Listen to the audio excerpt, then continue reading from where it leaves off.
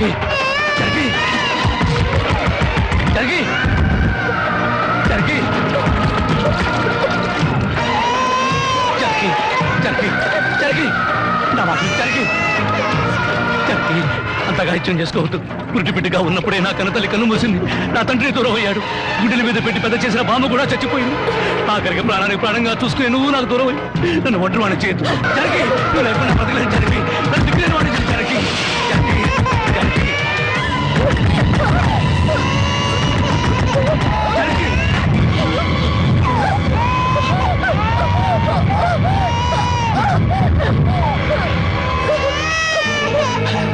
Janaki Janaki Janaki Janaki Janaki